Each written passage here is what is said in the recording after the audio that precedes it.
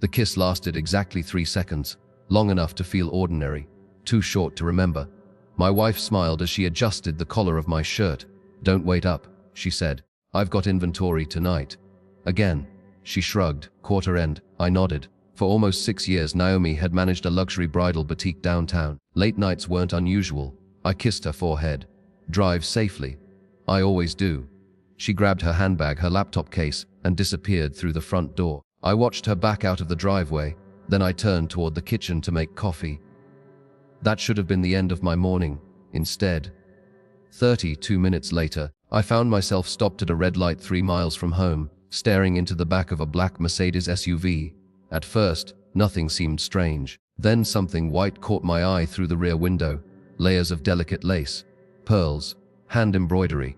A cathedral-length train folded carefully across the back seat. It looked exactly like a wedding dress. I frowned. Bridal gowns weren't unusual around Naomi. She often transported dresses between the boutique and clients. Then the traffic moved. The Mercedes turned into a hotel entrance. Not just any hotel, the Grand Ashford, the city's most expensive wedding venue. Curious, I pulled into the parking lot across the street. The Mercedes stopped beneath the covered entrance. A valet opened the rear passenger door. A man stepped out. Tall, well-built, probably early 40s, expensive charcoal suit, silver watch. Confident smile. I didn't recognize him. He reached into the back seat, carefully lifted the wedding dress into his arms, and disappeared inside. I looked toward the driver's seat. My heart skipped. Because the woman behind the wheel was Naomi. I blinked. No, it couldn't be. The sunlight reflected across the windshield. I couldn't see clearly. Then, she lowered the driver's window. There was no mistake. Same auburn hair, same sunglasses, same earrings I'd bought her for our 5th anniversary. She laughed at something the man said through the hotel entrance. Not politely, not professionally, comfortably. Then, she smiled, the smile I hadn't seen in months, the one that reached her eyes. She drove away before I could even think. I sat frozen behind the steering wheel. Maybe she was delivering a dress. Maybe the man was a groom. Maybe there was a perfectly reasonable explanation. I started my truck. Without really deciding to, I followed her. She didn't return toward the boutique. She headed in the opposite direction. 20 minutes later, she parked outside a small brick building I'd never noticed before. No business sign, no bridal logo, just a plain glass door with frosted windows. The man from the hotel was already there, waiting.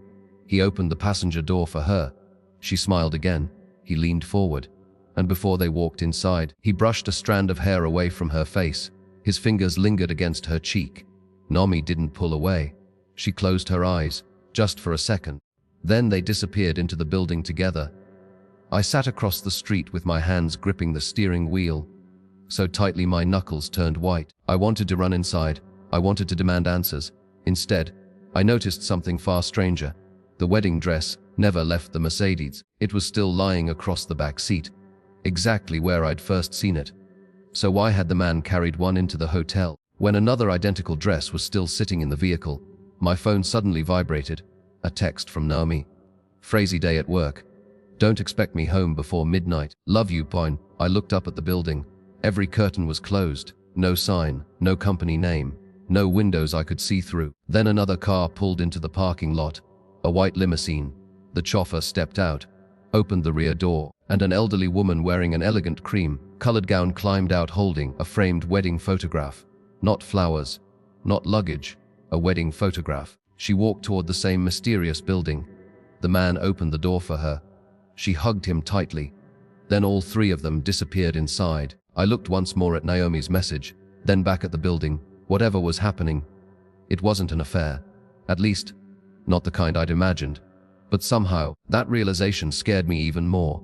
I waited, 5 minutes, then 10, then almost half an hour. Nobody came out. I kept telling myself to leave, to go to work, to trust my wife instead. I crossed the street. The building looked even stranger up close. No company logo, no directory, just a brass plaque beside the door. Hawthorne House, nothing else. No explanation, no business hours, no website. I reached for the handle, locked. Before I could knock, the door opened from the inside. The man from the hotel stepped out. He stopped when he saw me. For a split second, his expression changed. Not surprise, recognition, as though he'd been expecting me. "Can I help you?" His voice was calm. "I'm looking for my wife." He tilted his head slightly. And your wife is Naomi Carter. His eyes didn't flicker. Not even once. I'm sorry. I can't discuss anyone inside this building. My patience snapped. I watched her walk in here. I know. You know. I know who you are. That answer hit harder than I expected. You know me? Yes. How? He glanced toward the closed door, then back at me. I think this conversation should happen another day. There isn't going to be another day. I want to know why my wife lied about going to work. He sighed. I'm not the person who should answer that. No. He reached into his jacket pocket, pulled out a business card. There was only a name, Adrian Vale, no title, no company, no phone number, just an address, the same building. What exactly is this place? I'm afraid I can't tell you. You can't, or I won't. He slipped the card into my hand. When Naomi is ready, she'll explain everything herself. He turned to go back inside. I grabbed his arm. Did you sleep with my wife? He slowly looked down at my hand, then back into my eyes. No. Then why were you touching her? He answered immediately. Because she was crying. My grip loosened. Crying, almost every day. He disappeared behind the door, leaving me standing there alone. Naomi came home at 11:18 exactly as she'd promised, and she looked exhausted. She kissed my cheek. So you keep saying. She smiled weakly. I'll take a shower. As she walked upstairs, I noticed something. Her handbag wasn't zipped. A white envelope was sticking out. I stared at it for several seconds, then looked toward the bathroom. The shower started. Steam filled the upstairs hallway. For 6 years, I'd never searched through my wife's belongings. Tonight, my hands moved before my conscience could stop them. Inside the envelope wasn't a love letter, wasn't hotel receipts, wasn't divorce papers. It was a guest list, hundreds of names. Every line had a check mark beside it. Some names had a date, had a black ribbon drawn next to them. I frowned. The title across the top read The Last Dance Program. Underneath was tomorrow's date. At the bottom, one sentence was circled in red ink. Final ceremony 7:00 p.m. I had no idea what it meant. Then another sheet slipped onto the floor. It was a photograph. Not recent. Our wedding day 26 years ago. Naomi in her wedding dress, me standing beside her. Someone had carefully cut me out of the picture. Only Naomi remained. My stomach turned. Before I could process it, I heard the shower stop. I quickly returned everything to the envelope, closed her bag, sat back on the couch. Seconds later, Naomi walked downstairs wearing pajamas. She smiled. You look nervous.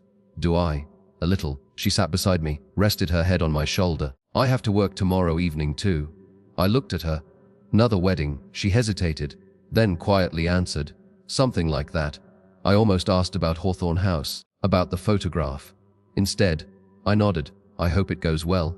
She kissed my forehead. It has to. She said it so softly. I almost missed the Sadnava the following afternoon. I returned to Hawthorne House. This time, I didn't stay outside. At exactly 6:45 p.m., black sedans began arriving one after another. Men in tailored suits, women carrying framed wedding photographs, several elderly couples, some alone. No flowers, no music, no celebration, just silence. Then, a hearse slowly pulled into the driveway, not behind it, leading the procession. My heartbeat quickened.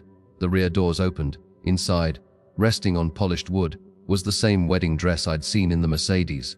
Only now, it was carefully displayed inside a glass case, and stitched across the lace was a name. Naomi Carter.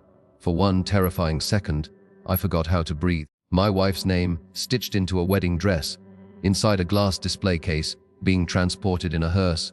Every instinct screamed the same conclusion. She was dead. But that was impossible. She'd kissed me goodbye that morning. She'd texted me an hour earlier. I stepped behind a row of hedges as guests quietly entered Hawthorne House. Nobody laughed. Nobody smiled. Every person carried either an old wedding photograph or a single white rose. The atmosphere wasn't romantic.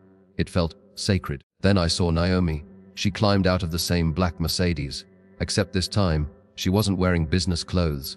She was dressed in a simple ivory pantsuit. No jewelry, no makeup except for light mascara. Her eyes were red. She'd been crying. Adrian walked beside her. He didn't hold her hand. He simply stayed close enough that if she stumbled, he could catch her. The front doors opened. Everyone disappeared inside. Before they closed, the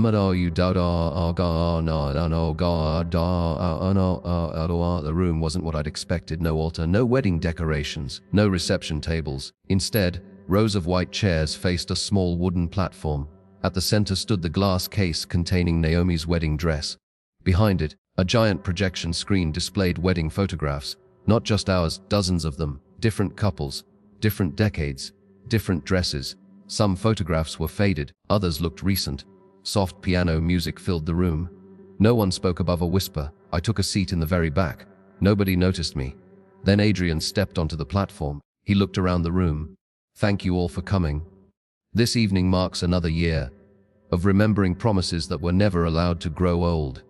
I frowned. Remembering, he continued, Hawthorne House exists for one purpose: to help people who lost their husbands or wives during the first year of marriage. Silence. My chest tightened. The dress behind me belonged to Eleanor Brooks. He pointed toward the display. Married for 21 days. The next photograph appeared. Michael and Susan, married for 8 months. Another, David and Claire, married for 3 weeks. Each photograph was followed by the date one spouse had died. The room filled with quiet tears. Then Adrian looked toward Naomi. Tonight, our newest volunteer has something she'd like to share. Naomi slowly walked to the stage. She took a deep breath. I almost didn't come. Her voice trembled. Because every time I stand here, I remember the woman I used to be. I stared. Volunteer. She looked directly at the audience. When I was 27, I lost my first husband. The word struck me like lightning. First husband. My mind froze. 27. That couldn't be. Naomi had always told me. I was her first marriage, always. She continued. We were married for exactly 36 days. My wedding dress was all I had left. Someone in the audience quietly sobbed. I couldn't even look at it, so I locked it away. She glanced toward the glass case. For years, until Hawthorne House helped me understand that grief isn't something you finish. It's something you learn to carry. The room applauded softly. I wasn't listening anymore. 26 years together, 6 years married, and somehow, I had never known she had another husband. Not once. Not from her. Not from her parents. Not from a friend. Not from anyone. The woman I'd shared my life with had erased an entire marriage. The ceremony ended an hour later. Guests slowly filtered outside. I remained hidden near the entrance. Naomi was one of the last to leave. She looked emotionally exhausted. As she reached the parking lot, I stepped into the light. She stopped instantly. The color drained from her face. Ethan. She whispered my name like she'd seen a ghost. I thought you were at home. I thought you were at work. Neither of us spoke. Finally, she looked toward Adrian. You should go. He nodded once, then quietly walked away, leaving us alone beneath the parking lot lights. I looked at the glass case still resting inside the hearse, then back at my wife. Who was he? She closed her eyes. My first husband. Why didn't you tell me? Tears rolled down her cheeks. Because he didn't die in an accident. My heartbeat quickened. What happened? She looked at me with more fear than I'd ever seen in her eyes. He was murdered. Then she whispered 7 words that changed everything. And the man who killed him was released from prison yesterday. I didn't answer. Not immediately. The parking lot suddenly felt too quiet, too empty. Only the distant sound of traffic carried through the evening air. I searched Naomi's face for any sign this was some elaborate lie. There wasn't one. Only fear. Real fear. The man who killed your husband is free. She nodded. He served 28 years. You knew he was getting out. I got the parole notification 6 months ago, and you never told me. I wanted to. Her voice cracked 100 times. So why didn't you? She looked toward the hearse. I was afraid. Off me. No, she shook her head. I was afraid that if I opened that door, you'd realize I'd built our entire marriage on something I never told you. But we sat on a bench outside Hawthorne House. For the first time in 6 years, Naomi told me everything. She had been 27. Her first husband's name was Caleb Mercer. They had known each other since college. 36 days after their wedding, a man broke into Caleb's small jewelry workshop during a robbery. Caleb surprised him. The robber panicked. 1 gunshot. 1 life ended. The killer was sentenced to life, but after decades, changes in sentencing laws reduced his term. He was released. Last week, when the parole board contacted me, Naomi whispered, it felt like losing Caleb all over again. I reached for her hand. She let me hold it. I should have told you. Wes, I know. I wasn't hiding another marriage because I loved him more. She looked directly into my eyes. I was hiding it because I hated remembering the woman who survived it. I finally asked the question that had haunted me all day. The wedding dress. She smiled sadly. Hawthorne House keeps every volunteer's dress. They're displayed once a year. So the one in the Mercedes wore was yours. Yes. And Adrian? Well, she laughed softly through tears. Adrian's wife died 11 months after their wedding. He's been running Hawthorne House ever since. I felt embarrassed. I thought, I know what you thought. You saw a man carrying my wedding dress into a hotel. The hotel ballroom was donated for tonight's memorial. She gently squeezed my hand. The dresses are transported there every year before the ceremony. Everything suddenly made sense. The Mercedes, the hotel, the mysterious building, the hugs, the tears. A photograph, everything except one thing. You still lied. She lowered her head. Yes, I did. I should have trusted you. 3 weeks later, there was another knock at our front door. This time, Naomi didn't answer it alone. We stood together. A uniformed police officer handed her a small envelope. The restraining order has been served, and Mr. Dalton has acknowledged it. Naomi quietly thanked him. After he left, she finally breathed normally. The man who had murdered Caleb had never tried to contact her, never threatened her. He simply wanted to mail an apology, one she never wished to receive. The court order ensured he never would. For the first time in months, she looked like someone who could finally sleep. That autumn, Naomi asked me to visit Hawthorne House again, not as someone hiding outside. As her husband, we walked through the front doors together. The same room, the same chairs, the same piano, but this time, I understood why every photograph mattered, every dress, every tear. None of it celebrated death. It celebrated love that deserved to be remembered. Before we left, Naomi stopped beside the glass case holding her wedding dress. I think it's time. For what? She smiled. I don't need this dress anymore. She donated it permanently to Hawthorne House, not because she'd forgotten Caleb, but because she'd finally stopped carrying the weight alone. As we walked toward the exit, she slipped her hand into mine. I'm done hiding. So am I. Sometimes betrayal isn't another relationship. Sometimes it's believing the person you love won't understand the truth. The wedding dress I saw in another man's car wasn't proof my marriage was ending. It was proof that grief kept one final secret, until love was finally strong enough to hear it.